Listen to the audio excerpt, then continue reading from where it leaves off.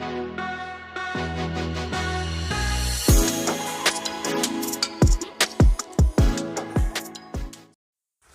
दोस्तों, स्वागत है एक बार फिर से हमारे एस4 स्टडी टी की यूट्यूब चैनल पर, जो लेकर आए हैं आपके लिए जीके और जीएस के कुछ महत्वपूर्ण प्रश्न जो आपके एसएससी जीडी कॉन्स्टेबल के एग्जाम में आने वाले हैं। और यही नहीं, इसी एग्जाम के लिए ऑल अदर ऑनलाइन एग्जाम में भी पूछे जाते हैं।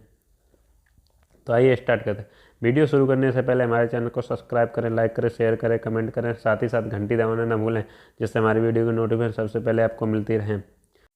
और वीडियो को पूरा देखें, बिल्कुल भी स्किप न करें, जिससे आपको पूरी जानकारी मिलेगी। तो आइए स्टार्ट करते हैं। प्रश्न नंबर 1, लोकसभा अध्यक्ष अपना त्यागपत्र किसे देते हैं? यानी कि जो लोकसभा के अध्यक्ष हैं वो अपना त्यागपत्र यानी इस्तीफा देते हैं, तो किसे देते हैं? तो इसका सही आंसर है दोस्तों, लोकसभा उपाध्यक्ष को। अगला प्रश्न, भारतीय संविधान के मौलिक कर्तव्य को किस देश के संविधान से लिया गया है? यानी जो भारतीय संविधान के मौलिक कर्तव्य हैं वह किस देश के संविधान से लिए गए हैं? तो इसका सही आंसर है दोस्तों, रूस। अगला प्रश्न, नए राज्य की स्वीकृति भारतीय संघ में कौन देता है? यानी कि जो नए राज्य की स्वीकृति है जो भारतीय संघ में कौन देता है? तो इसका सही आंसर है दोस्तों, संसद। अगला प्रश्न, राजनीतिक दल पार्टी अध्यक्ष सरकार और राष्ट्रपति में से किसके द्वारा राज्य संचालित होता है? यानी कि जो राजनीतिक दल हैं उनकी पार्टी अध्यक्ष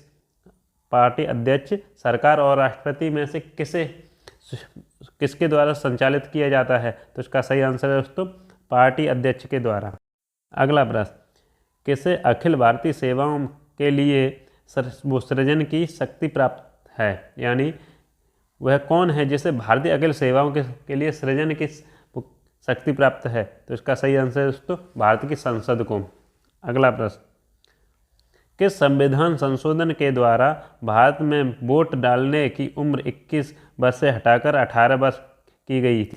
यानी कि जो पहले वोट पड़ते थे 21 वर्ष से कम के आयु के वाले नहीं डालते थे, अब उसे हटाकर 18 वर्ष कर दी गई है। यानी कि उसे हटाकर 18 वर्ष कर दी गई। ये किस संविधान द्वारा किया गया? तो 61वां संविधान संशोधन द्वारा।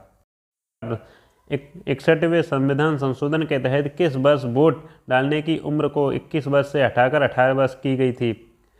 यानी कि 61वें संविधान में संशोधन के तहत जो वर्ष में वोट डालने की उम्र थी वो 21 वर्ष से हटाकर 18 वर्ष की कर दी गई। वो कौन से वर्ष की गई? तो इसका सही आंसर है दोस्तों, 1989 में। अगला प्रश्न, किस संविधान संशोधन द्वारा भारतीय संविधान की प्रस्तावना में समाजवादी और धर्मनिरपेक्ष शब्द जोड़ा गया है? यानी वह कौन सा संविधान संशोधन है जिसे भारतीय संविधान की प्रस्तावना में समाजवादी और धर्मनिरपेक्ष शब्द को जोड़ा गया? तो इसका सही आंसर है दोस्तों, 42वां संविधान संशोधन। अगला प्रश्न, भारतीय संविधान में शामिल नीति निर्देशक सिद्धांत किस देश के संविधान से लिया गया है? यानी कि जो भारतीय संविधान में जो शामिल नीति निर्देशक सिद्धांत हैं वह किस देश के संविधान से लिया गया है? तो इसका सही आंसर है दोस्तों, आयरलैंड के देश से। अगला प्रश्न, हमारे भारत में संसद के 2 सत्रों के बीच अधिकतम कितने समय का अंतराल होता है? यानी कि जो भारत में संसद के 2 सत्रों यानी सनों के बीच जो समय होता है वो कितने समय अंतराल का होता है? तो इसका सही आंसर है दोस्तों, 6 महीने का। अगला प्रश्न, भाषाई आधार पर सर्वप्रथम किस भारतीय राज्य का निर्माण हुआ? यानी कि जो भाषा आधार पर जो भाषा है अपनी जो भाषा है उसके आधार पर सर्वप्रथम कौन से भारतीय राज्य का निर्माण हुआ था? तो इसका सही आंसर है दोस्तों, आंध्र प्रदेश का।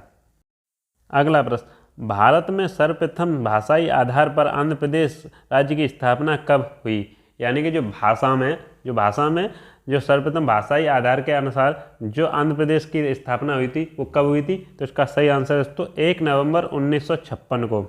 अगला प्रश्न, भारतीय संविधान के निर्माण के समय भारतीय संविधान में कुल कितनी अनुसूचियां, अनुच्छेद और भाग थे? यानी कि भारतीय संविधान का जब निर्माण यानी बनाया गया था उस समय भारतीय संविधान में कुल कितनी सूचियां और कितने अनुच्छेद और कितने भाग थे?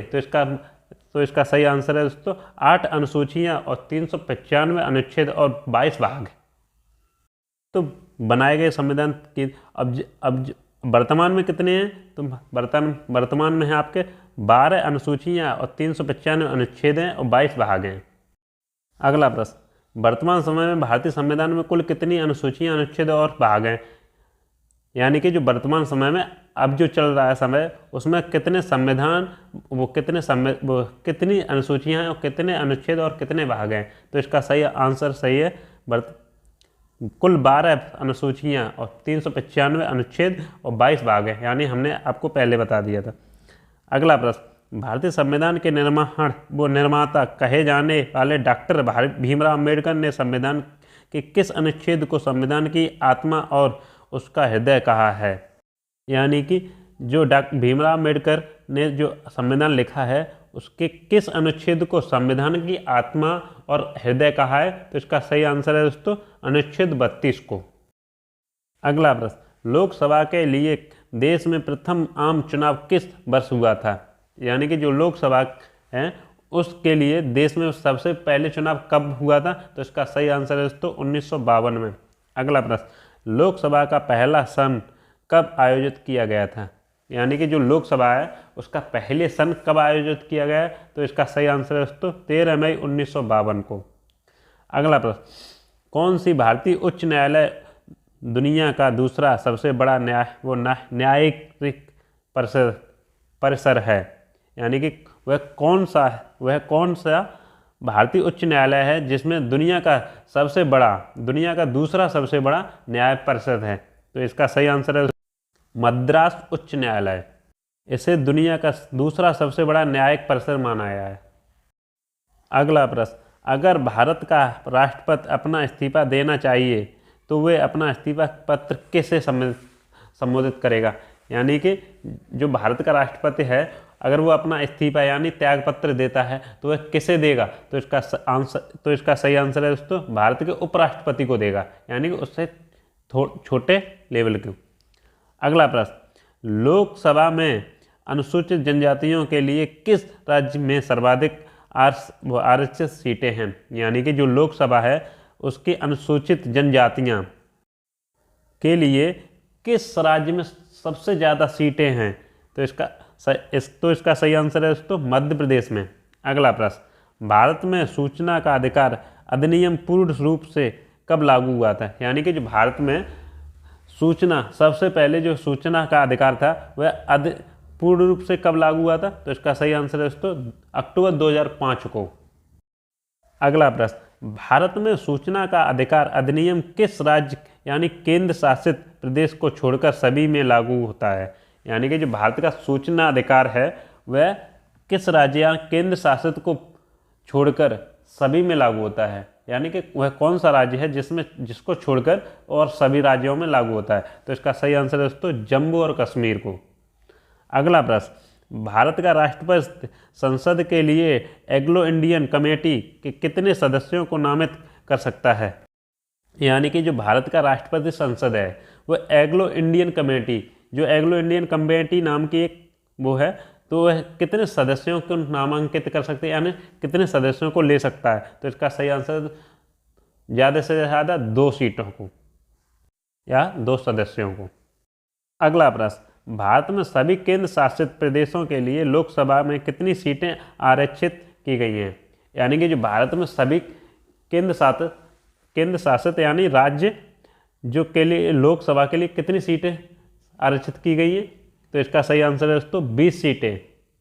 अगला प्रश्न, भारतीय संविधान में कुल कितने मूलभूत कर्तव्य हैं? यानी कि जो भारत का संविधान है उसमें कितने मूलभूत कर्तव्य हैं? तो इसका सही आंसर है दोस्तों 11। अगला प्रश्न, भारत में इलेक्ट्रॉनिक वोटिंग मशीन का इस्तेमाल सबसे पहले कब और कहाँ किया गया था? यानी कि जो भारत में इलेक्ट्रॉनिक वोटिंग मशीन आई थी सबसे पहले, वह सबसे पहले कहाँ पे चली और कहाँ लागू हुआ था? पहले मालूम था दोस्तों वोट कैसे पढ़ते थे? पहले वोट एक पर्ची में मोहर लगा के पढ़ते थे। जैसे एक पर्ची वोटिंग लिस्ट मिलती थी जिसमें पार्टियों के नाम होते थे और उनके चिन्ह होते थे, उसमें जिसे आप वोट दे रहे थे उसी के सामने मोहर लगानी होती थी। अब क्या है कि वोटिंग मशीन इलेक्ट्रॉनिक कर दी है कि केवल बटन दबाओ सीधे आपका वोट उसी के नाम में। तो इसका सही आंसर है दोस्तों 1982 में केरल में हुआ था। जो क्या सन थी जो 1982 थी, और जो कहाँ पे, केरल में सबसे पहले पड़े थे, केरल में सबसे पहले पड़े थे वोटिंग मशीन से। अगला प्रश्न, भारत में स्थापित प्रथम नगर निगम कौन सा था? यानी कि जो भारत है उसमें सबसे पहले कौन सा नगर स्थापित हुआ था? तो इसका सही आंसर है दोस्तों चेन्नई नगर निगम। अगला प्रश्न, सन 1959 में किस राज्य ने पहली बार पंचायती राज्य को अपनाया था? यानी कि जो सन 1959 में वह कौन सा राज्य है जिसमें पहली बार पंचायत राज्य को अपनाया था, यानी पंचायती राज्य को अपनाया था? तो इसका सही आंसर है दोस्तों राजस्थान ने। अगला प्रश्न, भारतीय संसद में स्थायी समितियों की कुल संख्या कितनी है? यानी कि जो भारतीय संसद है उसमें स्थायी समितियों की कुल कितनी संख्या है? तो इसका सही आंसर है दोस्तों 45। अगला प्रश्न, अगर कोई व्यक्ति भारतीय नागरिकता प्राप्त करने के लिए आवेदन करना चाहता है तो उससे पहले भारत में कितनी अवधि के लिए रहना होगा? यानी कि अगर कोई दूसरी विदेश से कोई व्यक्ति अगर अपने भारत में रहना चाहता है, उसे नागरिकता प्रदान करना चाहता है, तो वह भारत में सबसे पहले कितने वर्ष के लिए रहेगा? तो इसका सही आंसर है दोस्तों 5 वर्ष उसे कम से कम रहना पड़ेगा, तो उसे अपने भारत के नागरिकता आवेदन का पत्र मिलेगा। अगला प्रश्न, भारतीय संविधान के निर्माण के समय मूल रूप से संविधान द्वारा क्षेत्रीय भाषाओं के रूप में कितनी भाषाओं को मान्यता प्राप्त थी? यानी कि जो भारतीय संविधान का निर्माण हुआ था उस समय मूल रूप से जो संविधान द्वारा क्षेत्रीय भाषाओं के रूप में जो भाषाएं थी वह कितनी भाषाओं को मान्यता दी गई थी? तो इसका सही आंसर है दोस्तों 14 भाषाओं को मान्यता दी गई थी। अगला प्रश्न, भारतीय संविधान का कौन सा अनुच्छेद भारत में राष्ट्रपति का प्रावधान देता है? यानी कि जो भारतीय संविधान है उसका कौन सा अनुच्छेद जो भारत में राष्ट्रपति को प्रावधान देता है? तो इसका सही आंसर है दोस्तों अनुच्छेद 52। अगला प्रश्न, भारतीय संविधान का कौन सा अनुच्छेद भारत के राष्ट्रपति को राष्ट्रपति शासन लागू करने की शक्ति देता है? यानी कि जो भारतीय का संविधान है वह कौन सा अनुच्छेद है जिसमें राष्ट्रपति को राष्ट्रपति शासन लागू करने की शक्ति देता है? यानी जो राष्ट्रपति का शासन लागू करने की शक्ति देता है। तो इसका सही आंसर है दोस्तों अनुच्छेद 356, यानी आर्टिकल। अनुच्छेद को इंग्लिश में आर्टिकल कहते हैं। अगला प्रश्न, किस भारतीय प्रधानमंत्री के काल में संपत्ति के अधिकार को मौलिक अधिकारों की सूची से हटा दिया गया? यानी कि जो संपत्ति का अधिकार था उसको मौलिक अधिकारों की सूची से हटा दिया गया, वह कौन से प्रधानमंत्री के काल में किया गया? यानी कि उस समय कौन प्रधानमंत्री था? तो इसका सही आंसर दोस्तों मोरारजी देसाई, यानी मोरारजी देसाई थे। अगला प्रश्न, भारत में तीसरा आपातकाल किस वर्ष लागू हुआ था तथा यह कब से कब तक चला? यानी कि जो भारत में तीसरा आपातकाल यानी कि इमरजेंसी किस वर्ष लागू हुई थी? यानी वह कौन से साल को लागू हुई थी और कब से लेकर कब तक चली थी? तो इसका सही आंसर दोस्तों भारत में तीसरा जो इमरजेंसी था वो 1975 को लागू हुआ था, और यह आपातकाल 25 जून 1975 से 21 मार्च 1977 तक चला। यानी कि जो 25 जून 1975 से तो लागू हुआ और उसी से चलकर 21 मार्च 1977 तक चला, यानी 21 मार्च 1977 तक। अगला प्रश्न, भारत में अब तक कितनी बार राष्ट्रीय आपातकाल लागू किया जा चुका है? यानी कि जो भारत में कितनी बार जो इमरजेंसी लागू किया जा सकता है, आपातकाल इमरजेंसी? तो इसका सही आंसर है तो 3 बार। अगला प्रश्न, भारत में प्रथम आपातकाल कब लागू हुआ था? यानी कि वो तो था तीसरा आपातकाल। अब जो सबसे पहले प्रथम जो आपातकाल इमरजेंसी कब लागू हुआ था? तो इसका सही आंसर है तो 26 अक्टूबर 1962 को, जो 26 अक्टूबर 1962 को और भारत चीन के युद्ध के समय लागू हुआ था। जो भारत और चीन में जब युद्ध चल रहा था तो उस समय लागू किया गया था। अगला प्रश्न, भारत में पंचायती राज्य व्यवस्था के मध्यवर्ती स्तर को क्या कहा जाता है? यानी कि जो भारत में पंचायती राज्य व्यवस्था है उसके मध्यवर्ती स्तर को क्या कहते हैं? तो इसका सही आंसर दोस्तों पंचायती समिति। अगला प्रश्न, भारत में पहली बार राष्ट्रपति शासन किस भारतीय राज्य में लगाया गया? यानी कि जो भारत में पहली बार सर्वप्रथम जो राष्ट्रपति शासन था वह किस राज्य के में लगाया गया था? तो इसका सही आंसर दोस्तों राजस्थान में लगाया गया। अगला प्रश्न, भारत का राष्ट्रपति देश में वित्तीय आपातकाल लगा सकता है, तो इसका प्रावधान भारतीय संविधान किस अनुच्छेद में है? यानी कि जो भारत का राष्ट्रपति है वह देश में वित्तीय आपातकाल तो लगा सकता है, ठीक है, तो इसका प्रावधान कौन से अनुच्छेद में किया गया है? मतलब इसका वर्णन कौन से अनुच्छेद में किया गया है? तो इसका सही आंसर है दोस्तों अनुच्छेद 360। अगला प्रश्न, मौलिक अधिकारों के अंतर्गत भारतीय संविधान का कौन सा अनुच्छेद बच्चों के शोषण से संबंधित है? यानी कि जो मौलिक अधिकार हैं उसके अंतर्गत, मौलिक अधिकार के अंतर्गत भारतीय संविधान का कौन सा अनुच्छेद है? यानी जो भारत का संविधान है उसमें कौन सा अनुच्छेद है जो बच्चों के शोषण से संबंधित है?